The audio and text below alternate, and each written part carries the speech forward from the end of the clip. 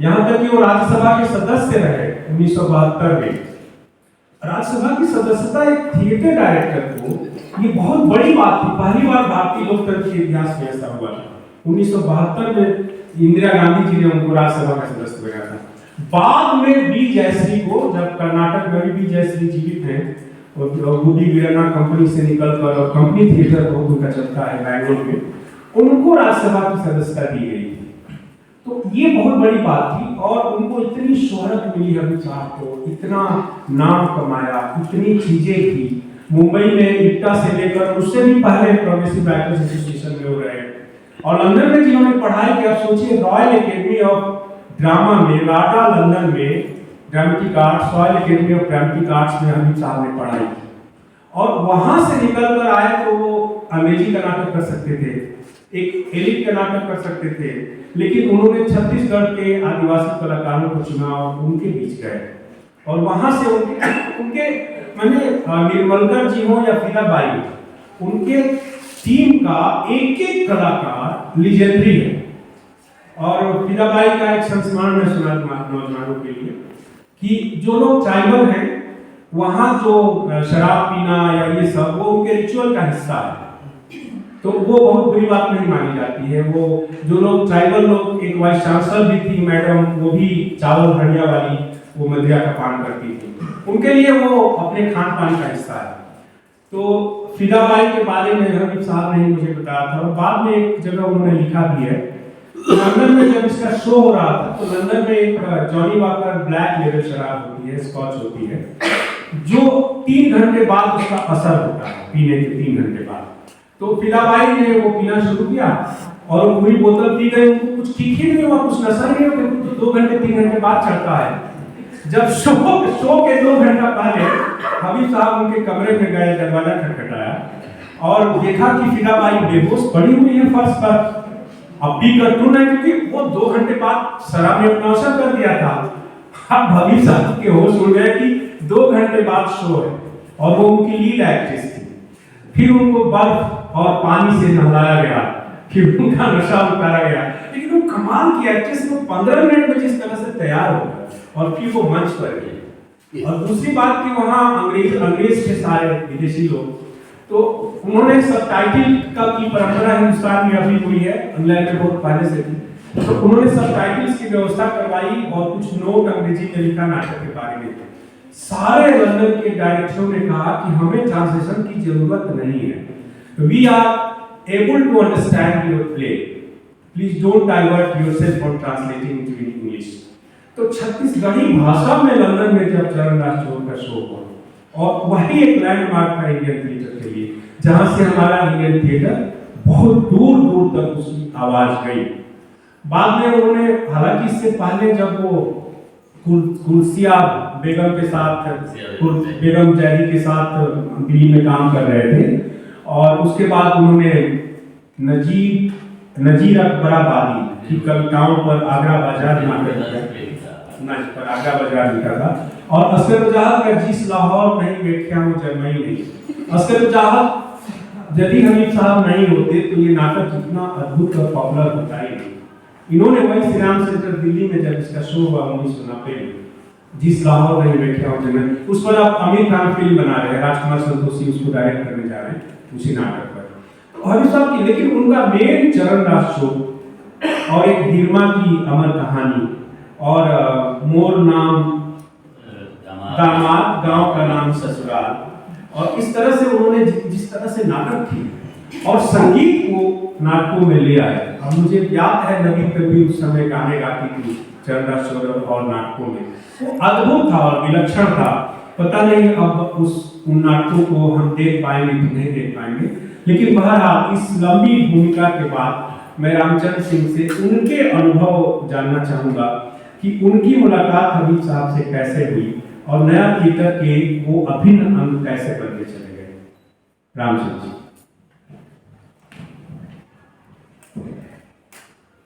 सबसे पहले आपको दिल से नमस्कार करता हूँ। आपका नाम मैंने सुना था भोपाल में, और शायद हबीब साहब के घर पे कभी ऐसे आपको मुलाकात भी बहुत अच्छा लगा है, पहली बार इस तरह से बने। और हमारी और हमको भी तहे दिल से मैं नमस्कार प्रणाम करता हूँ कि आपने हमें यहाँ बुलाया, मौका दिया। और सबसे ये लोग बच्चे बैठे हैं, लड़के बैठे हैं हमारी उम्र के, हमारी उम्र बहुत है, बाल रंग भी बस ऐसे बना इसलिए विचार कर रहा हूँ। मुझे लगता है मेरी उम्र आप लोगों से भी सबसे ज़्यादा, लेकिन अपने दोस्त भाई लोग हैं जो बच्चा नहीं होता है, जो थिएटर जो करते हैं, रंगकर्म करते हैं, परफॉर्मिंग आर्ट में सब कोई बच्चा नहीं होता है, कोई बड़ा नहीं होता है, सब सहोदर है, सब भाई हैं। आप सबको मैं प्यार और शुभाशीष भविष्य के लिए, और जो वगैरह हमसे उम्र में बड़े हैं, काम भी ज़्यादा किया है, उनको मैं प्रणाम करता हूँ। लेकिन हबीब साहब का जैसे आपने पढ़ा कि मैं गांव में या और गांव से विशुद्ध गांव से नहीं हूँ, अभी भी मैं गांव में जाता हूँ और गांव की कल्चर से मैं बचपन से वाकिफ था। जो भी छोटे छोटे रिचुअल्स होते हैं, तो गाँव में नाटक वाटक होते थे, नाटक करते थे। एक्टर बनने की बड़ी लालसा थी, फिल्मी एक्टर, फिल्म करेंगे। राजगोपाल साहब उस समय जब कहा गया कि राजगोपाल साहब थिएटर करके गए, हमने कहा कि हम भी थिएटर करके जाएंगे। बस यही था, बड़ा बड़े हुए, BA वगैरह रजिस्टर करने के बाद एनर्जी भरा ऐसा, लेकिन कुछ किया ही नहीं था। गाँव में नाटक जैसे 11 वर्ष में लॉ कुशल लॉ का किया, फिर 2 रोल किए। तो हमारे गाँव में एक जो उम्र होती है, जब 11 के बाद ही लोगों ने कहना शुरू किया कि इसकी आवाज़ बड़ी अच्छी है, बड़ा अच्छा एक्टर है, ये जो लग गया उसको ग्लैमर जो भी पता नहीं क्या हमारा खुला जो हमारा खुलवा है, खुलवा मतलब हमारा समाज है, हमारा घर परिवेश है। जैसे बिहार से मैं बिलोंग करता, नेपाल का बॉर्डर है, पूर्वी चंपारण वो बिहारी से मैं बिलोंग करता हूँ, वो भी रक्सौल से। रक्सौल हमारा नेपाल मतलब 2-4 किलोमीटर के पास में चले जाते हैं, तो वहाँ से हम लोग लेके आ जाते हैं। कपड़े सस्ते मिलते थे और इतने से वहाँ सब कपड़े पहले सस्ते मिलते थे, तो वहाँ से करने वाले जहाँ नाटक का कोई मतलब हमारे एरिया में कोई भी ऐसा नहीं है कि नाटक करे या वो कोई फिल्म या एक्टिंग के बारे में सोचे या कुछ नहीं। लेकिन वो कीड़ा जो लगा, जो गाँव की जो ऑडियंस जैसे कहती है ना, ऑडियंस का जो सबसे बड़ा जो उसका नजरिया होता है मापने का, तो ऑडियंस ने कहा कि बहुत अच्छा एक्टर है, बस वही दिमाग में चढ़ गया।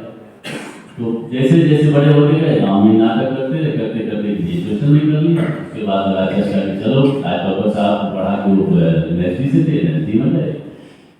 एनएसडी गए भरे एनएसडी बुलवा नहीं, क्योंकि वो उसमें अपने 10 डायरेक्शन का मांगते हैं, कुछ 5 डायरेक्शन का मांगते हैं, 5 राइटिंग का मांगते हैं, ये सब कुछ था ही नहीं। तो नाटक किए थे, तो उसी दौरान ये बात है, नाटक आदमी था, वहाँ भी कर दिया वैसे। तो वहाँ भरा तो झूठ झूठ के भरा, मैंने कोई नाटक नहीं लिखा, लिख दिया कि 5 नाटक ऐसे जो नाटक किया था ना उसी को लिख दिया। जो नाटक गाँव में करते थे, वो गाँव में नाटक का सिर्फ ये नहीं होती है जो हम लोग पढ़ते हैं, वो जो लोकल लोग होते हैं जो थोड़ा छाप पे बेचते रहते हैं, नौटंकी और नाच वाले खरीदते हैं वो। तो भाई वहाँ जब पूछा ये अपना मनोहर सिंह साहब जब एनएसडी वाले ही जाते थे, पूछा कि भाई आपने तो भरा है, ये बताइए कि क्या डायरेक्शन किया है और लिखा है, कहाँ से लिखा है। मैंने सरासर झूठ है, लेकिन आपने लिखा क्यों? मैंने लिखा नहीं, हमारे सामने आपके सामने बैठता है, मैंने एनएसडी में लिखा, ऐसे बस लिख दिया था, वहाँ नहीं हुआ, इसलिए मैं बस कुछ वही एक थी, उसको आप ऑनेस्टी कहिए चाहे जो कि कोर्स पे मेरा बीएनए में हो गया, और वहाँ से जब बीएनए लिखा तब हबीब तनवीर साहब का नाम सुना, क्योंकि नाटक चरणदास चोर वहाँ पढ़ाया जाता था। हबीब तनवीर ने लिखा है, वहाँ किससे बताए जाते थे, हबीब तनवीर में कैसे कहाँ से ग्रामीण एक्टर को पकड़ के, ट्राइबल्स को पकड़ के और नाटक करवाते हैं उनको। एक्टर कोई पास एनएसडी या बीएनए पास एक्टर को वहाँ पे कोई गुंजाइश नहीं। तो हम जब बीएनए हमारे बैठते हैं मेरे साथ, वहाँ से निकले तो हबीब साहब हिंदी नाटक कर रहे थे, जो कि आप लोग हालांकि हबीब साहब के बारे में बहुत सारे इससे सबको मालूम गूगल पे है, जहाँ जैसे आपने बताया कि स्ट्रगल उनका किस तरह से था, और कहाँ बॉम्बे गए, बॉम्बे से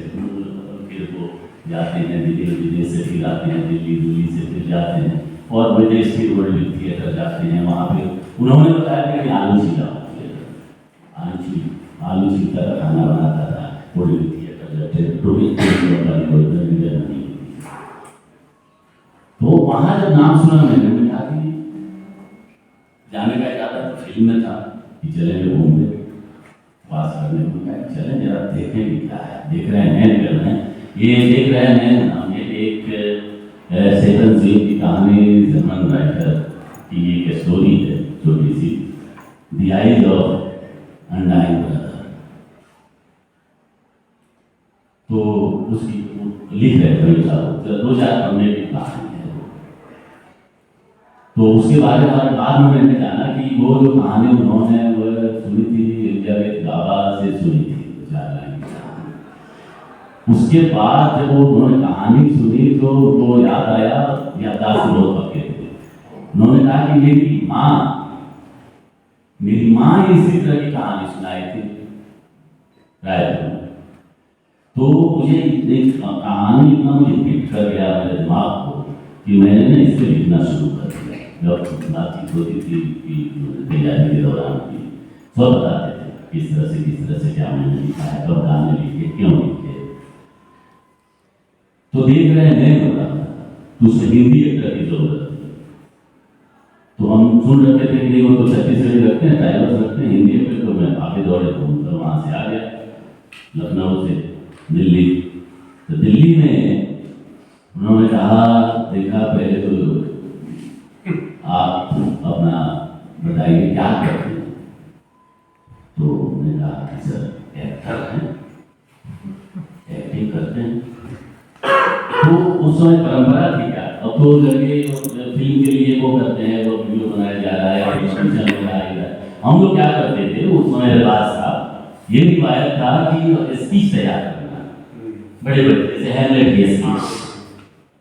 टू बी और नॉट टू बी, सब याद करके सब ये जो थिएटर के जो भी royal academy of dramatic arts की जो नकल वहाँ जो पढ़ाई जाती है उसी की नकल जो है यहाँ संस्थानों में होती है। अब जाके मालूम हुआ और वही साहब से बात करने के बाद तो ये सब याद रखिए। भारती की अंधारी का सुधामा, ये धनुष है, देखा एक धीरे देखना, तुमको खराब भी लगे तो भी बैठे ऐसे धीरे से लेके बैठ जाएगी। एनर्जी तो बहुत है। हमारे अंग्रेजी बात करें हम समझ रहे हैं, वो समझ रहे हैं शायद इंग्लिश नहीं समझ रहे, अंग्रेजी में बात करते हैं। या वो जैसे छत्तीसगढ़ी एक्टर या ट्राइबल सेक्टर या तमिल एक्टर रहते हैं तो बात करते हैं तो अंग्रेजी में बात करते थे। ये लोग सुनने समझ नहीं, कास्टिंग कर लेंगे, जैसे मान लीजिए कास्टिंग एक कास्टिंग कर लिया, अपने अंग्रेजी बात करके ये कास्ट एक बताते नहीं, दोनों आदमी बात कर लेते।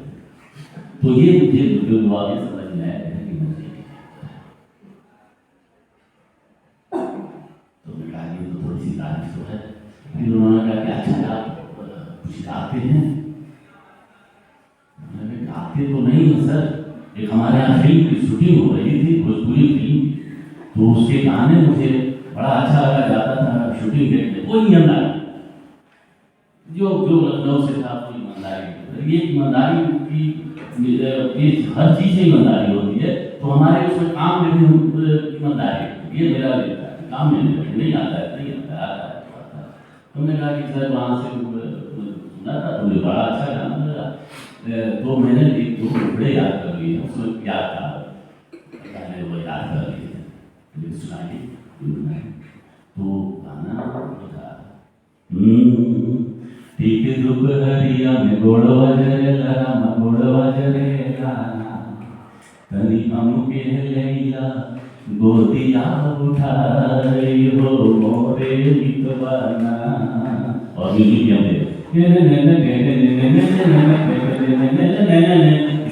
हीरो का वो डांस। अब जो और गाना है गोदिया उठाए तो ऐसे तो देवी लाली देवी थोड़े से उत्साहित, देवी जरा सा लेना तो हारमोनियम पे थोड़ा सुनो तो हमको बुला गाओ तो हारमोनियम पे बुलाया तो सुल्तान से खफा अरे ऐसे गा देते हम उनको आगे से करते थे तो टेबल उठा के सब गाना गाते थे मैं हूँ खबर इलाहाबादी और क्या और लड़कियों को देते और तो ये सब वहाँ जब हारमोनियम पे और उसके ताल पे लगा तबला खत्म बोले मान से कहते हैं नहीं ये गाना नहीं गा सकता बस एक्टिंग कर सकता है अंग्रेजी अब उन्होंने कहा कि आपकी जो ट्रेनिंग है वो प्रूनिंग करनी पड़ेगी वॉश आउट करना पड़ेगा अब तो मेरा माथा ऐसा ठंडा 3 साल बर्बाद कर दिया क्या ये क्या वॉश आउट कैसे करें जब वॉश आउट हो जाएगा तब आप एक्टर बनेंगे और तब हमारे यहाँ एक्टिंग करेंगे अब दूसरा वो तो चले गए मेरे साथ 2-4 लोग और आए थे वो चले गए उनको उतना नहीं कर ठीक है नहीं हम जाकर बॉम्बे जाकर फिल्मों में करें कैमरे के सामने करेंगे हमने कहा कि देखें एक जिज्ञासा होता है ना जिज्ञासा की वॉश आउट का क्या मतलब है ट्रेनिंग का और वो धीरे धीरे तमाम जब लोग आते थे रिहर्सल में तो वो हम ही चलिए वो सीन पढ़िए चलिए वो सीन पढ़ देख रहे हैं चलिए वो सीन पढ़िए अच्छा डांस का है गाना जो है इसमें मैंने जो भी है हम लोग के लगा दिए थे तो आपको तो डांस आता है लेकिन आता नहीं है सर बस वैसे ही लगा देते हैं कॉलेज का सब एक है कॉलेज की मस्करी है कॉलेज से निकले थे और नया नया होता है तो ज़्यादातर गांव में हम नाटक करते थे तो हमारे गांव में हमारी दोस्त लड़कियां होती थी वो ज़्यादा तारीफ करते थे तो लड़कियों की बात जो है ना लड़कों को बहुत जल्दी वो मानते हैं देखिए आप लोग ही मानते हो गर्लफ्रेंड होगी तो लड़कियों की बात जरूर ज़्यादा मानते ये बिल्कुल ये कुदरत का नहीं है तो मैंने कहा सर ऐसे मटका दिया तो चलिए ये गाना बजाइए और इसको इनेक्ट कीजिए जैसे फिल्म में करते हैं ना गाना बजाया और डांस कर रहे हैं इनेक्ट कीजिए और पहला आदमी और गाँव से घूमिया गाँव से आया आदमी पहले कुछ और स्टेज पर आकर उनकी एक्ट्रेस थी एक्ट्रेस के साथ बजा दिया मैंने कहा कि सर हमसे नहीं होगा लड़की के साथ नहीं होगा डांस बोले कि खैर कोई बात नहीं तो उन्होंने कहा कि ठीक है 5 दिन तक आपको आना पड़ेगा हमारे साथ ये रिहर्सल में उसके बाद डिसाइड करेंगे कि आपको रखेंगे भर्ती करेंगे तो भर्ती अमित साहब कहते थे भर्ती होना है थिएटर में तो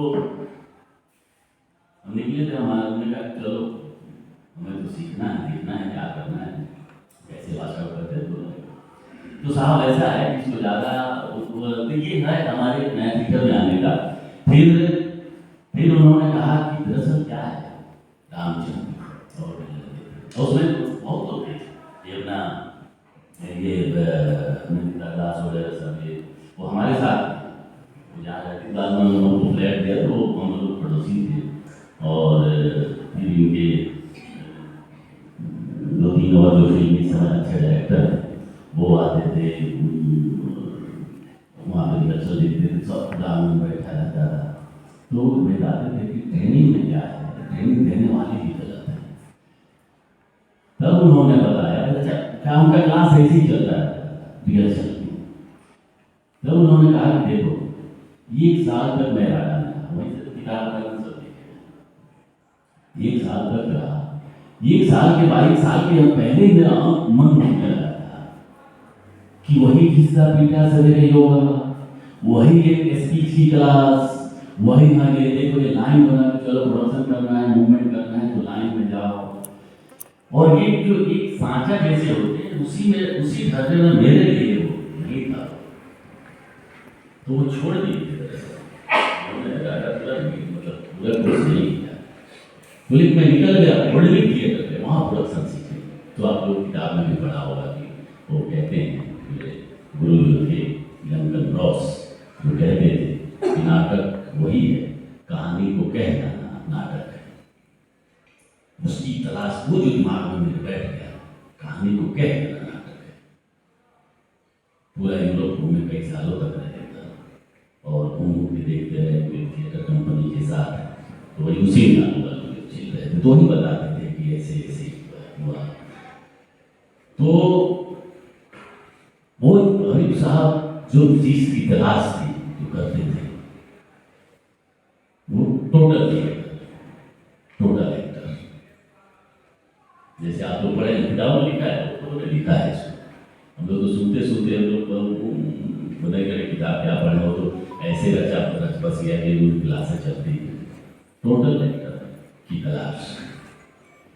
वहां जब उन्होंने कहा कि यूरोप में मैंने देखा कि जो टोटल एक्टर ओपेरा और ये क्या ये दोनों जो है इसको एक ओपेरा के नाम से ऑडियंस जाती है, उसका मतलब होता है पहले क्या होता है थिएटर अलग होता है। हिंदुस्तान में क्या ऐसा है जब आया हमने यहाँ तो देखने के लिए निकल गए। तो आगे आपको मालूम होगा कि आगरा बाजार में जब उन्होंने गाना वाना किया पहले हो गया इसमें जामिया मिलिया इस्लामिया के बाद खोखला थिएटर में किया है, और जामिया मिलिया इस्लामिया ये इनका नज़्म था अपने नजीर साहब नजीर आबादी के नज़्म इन्होंने अपने से खुद लिखा और नज़्म पे नाटक लिखा, उस नज़्म को धुन बना गाने के साथ, और उसकी ज़्यादा प्रस्तुति नहीं थी, एक आदमी की शायद थी। ये पहला आजमाइश कहते हैं, पहला आजमाइश था मेरा कि इसमें क्या सफल है, क्या इस तरह का थिएटर, क्योंकि वो थिएटर पहले वो नाचा वचा नहीं देते, सीधे थिएटर मतलब मॉडर्न थिएटर मतलब यूरोपियन थिएटर। हिंदुस्तान में जो उस समय चल रहा था, दौर जो चल रहा था पारसी थिएटर जा रहा था, और उसके असरात जो थे पृथ्वीराज कपूर साहब पे कर रहे थे, जो घूम के कर रहे थे, तो वो भले लंबे गरज के साथ कर रहे थे, उसकी चकाचौंध थी। उसमें जो गिमिक्स होते थे, जो बड़े कलरफुल कॉस्ट्यूम और बड़े गायकी, तो उससे थोड़ा सा प्रभावित था। फिर वो दूसरा ही पैनल चल रहा था ये अपना कि रियलिस्टिक थिएटर मतलब काजी साहब ने लोग थे वो लेके आए यूरोप से थिएटर, यूरोप स्टाइल के थिएटर। यंगा जी का साहब का प्रयास था कि हाँ इसको इंडियन परिवेश के तरह वो नहीं रहा। फिर उस लोग शामिल हो गए इंडियन भारतीय जो है इंडियन थिएटर कैसे होगा, भारत का थिएटर तो